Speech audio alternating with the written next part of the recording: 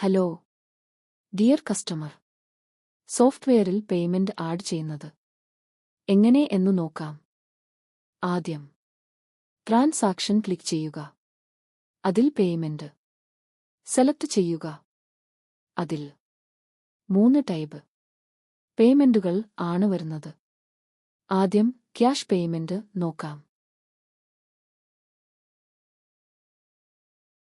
ഇത് ആണ് cash payment window. Cash account കോളത്തിൽ ക്യാഷ് ലെഡ്ജർ തന്നെ ഡിഫാൾട്ടായി ഉണ്ടാക്കും. അതിന്റെ അടിയിലുള്ള കോളത്തിൽ ആണ് നിങ്ങൾക്ക് വരുന്ന എക്സ്പെൻസ് ലെഡ്ജർ സെലക്ട് ചെയ്യേണ്ടത്.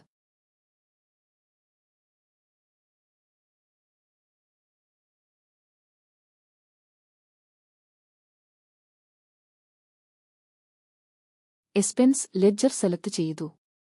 എമൗണ്ട് കോളത്തിൽ എക്സ്പെൻസ് എമൗണ്ട് ആഡ് ചെയ്യുക. എന്റർ ചെയ്തു. നെക്സ്റ്റ് ലൈൻ വന്നാൽ വിൻഡോ സേവ് ചെയ്യുക. ഈ രീതിയിൽ ആണ് ക്യാഷ് പേയ്മെന്റ് ആഡ് ചെയ്യേണ്ടത്. ഇനി ബാങ്ക് പേയ്മെന്റ് എങ്ങനെയാണ് എന്നു നോക്കാം. ഇതാണ് bank payment window. Bank account എന്ന കോളത്തിൽ നിങ്ങളുടെ കമ്പനി ബാങ്ക് ലെഡ്ജർ ആണ് സെലക്ട് ചെയ്യേണ്ടത്.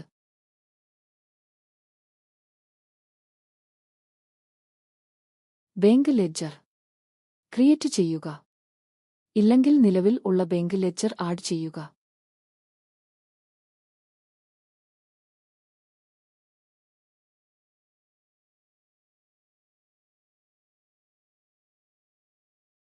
പൈഡ് ടു ഏരിയയിൽ അക്കൗണ്ട് നെയിം കോളത്തിൽ എക്സ്പെൻസ് ലെഡ്ജർ സെലക്ട് ചെയ്യുക. എമൗണ്ട് പെയ്ഡ് കോളത്തിൽ എക്സ്പെൻ എമൗണ്ട് എന്റർ ചെയ്യുക. എക്സ്പെൻസ് ബാങ്ക് ചാർജ് ഉണ്ടാക്കിൽ ബാങ്ക് ചാർജ് കോളത്തിൽ ആഡ് ചെയ്യുക. Bank name column vendor bank fill ചെയ്യണം എന്ന് നിർബന്ധം ഇല്ല. എക്സ്പെൻസ് അമൗണ്ട് ചെറിയ സംഖ്യ കുറക്കാൻ ഡിസ്കൗണ്ട് കോളം യൂസ് ചെയ്യാവുന്നതാണ്. പേയ്മെന്റ് ടൈപ്പ് കോളത്തിൽ ഏത് രീതിയിൽ ആണ് നിങ്ങൾ ബാങ്ക് പേയ്മെന്റ് നടത്തിയത് എന്നു സെലക്ട് ചെയ്യുക. ചെക്ക് ആണ് നൽകിയത് എങ്കിൽ ചെക്ക് സെലക്ട് ചെയ്യുക.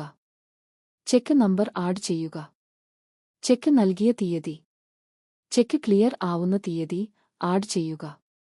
സ്റ്റാറ്റസ് പെൻഡിംഗ് എന്നു സെലക്ട് ചെയ്യുക. സ്റ്റാറ്റസ് പെൻഡിംഗ് സെലക്ട് ചെയ്താൽ ഈ പേയ്മെന്റ് പെൻഡിംഗ് ആയിട്ടാണ് ഉണ്ടാവുക.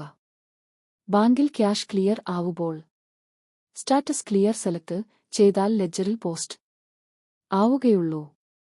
പേയ്മെന്റ് ടൈപ്പ് കോളത്തിൽ UPI സെലക്ട് ചെയ്താൽ ക്ലിയർ തീയതി കൊടുത്തു. ബാങ്ക് പേയ്മെന്റ് വിൻഡോ സേവ് ചെയ്യുക. ഇങ്ങനെയാണ് ബാങ്ക് പേയ്മെന്റ് ആഡ് ചെയ്യുന്നത്. GST പേയ്മെന്റ് എന്റർ ചെയ്യുന്നത് നോക്കാം. ആദ്യം പേയ്മെന്റ് നടത്താൻ ഉദ്ദേശിക്കുന്ന പാർട്ടിയുടെ ലെഡ്ജർ ഡെബിറ്റ് അക്കൗണ്ട് എന്ന കോളത്തിൽ സെലക്ട് ചെയ്യുക. ടൈപ്പ് എന്ന കോളത്തിൽ ലോക്കൽ ആണെങ്കിൽ കേരളത്തിൽ ഉള്ള പാർട്ടിക്ക് പേയ്മെന്റ് ചെയ്യുന്നത് എന്നാണ്. ഇൻവോയ്സ് നമ്പർ ആഡ് ചെയ്യുക. ഡിസ്ക്രിപ്ഷൻ കോളത്തിൽ എക്സ്പെൻസ് ലെഡ്ജർ സെലക്ട് ചെയ്യുക. പാർട്ടി കോളം ഫിൽ ചെയ്യണം എന്ന് ഇല്ല. ഷെഡ്യൂൾ കോളത്തിൽ ടാക്സ് ശതമാനം സെലക്ട് ചെയ്യുക. HSN കോഡ് കൊടുക്കുക. റേറ്റ് കോളത്തിൽ ടാക്സബിൾ അമൗണ്ട് കൊടുത്തു. ക്വാണ്ടിറ്റി കൊടുത്തു.